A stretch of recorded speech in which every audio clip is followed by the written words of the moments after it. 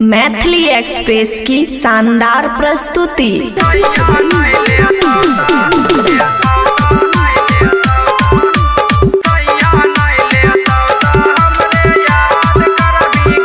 खुशी recording studio बलुआ। ससुरा में नहीं हमर वाला स्वाद पाइबी गे, ससुरा में नहीं हमर वाला स्वाद पाइबी गे। जब सैया नहीं लेता तो हमरे याद करबी गे, जब दुल्हा नहीं लेता तो हमरे याद करबी गे।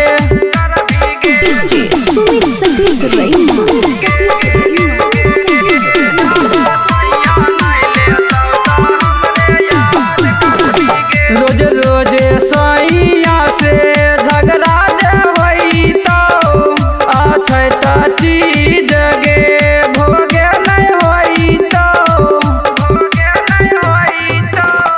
रोज रोज सैया से झगड़ा जे होई तो अच्छे तो चीज गे भोगे नहीं होई तो।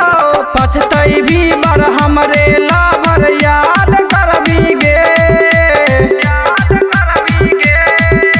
पछतई भी बार हमरे लाभर याद करबी गे।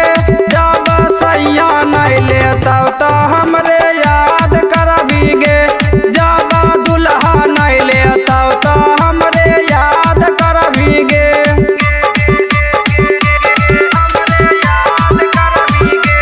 खुशी रिकॉर्डिंग स्टूडियो बलुआ।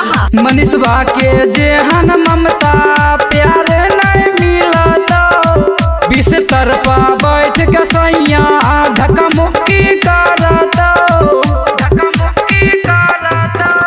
मनीषवा के जेहन ममता प्यार नहीं मिलता, बिस्तर पर बैठ के सैया धक्का मुक्की करता। छौरी रोशनी ली गुन जाय के बात करबी गे, छौरी रोशनी ली गुन जाय के बात करबी गे। जब सैया नहीं सुतता तो हमरे याद करबी गे, जब दुल्हा नहीं सुतता तो हमरे याद करबी गे। ससुरा में नहीं हमर वाला स्वाद पाइबी गे, जब सैया नहीं लेता तो हमरे याद करबी गे, जब दुल्हा नहीं लेता तो हमरे याद करबी गे। खुशी रिकॉर्डिंग स्टूडियो बलुआ।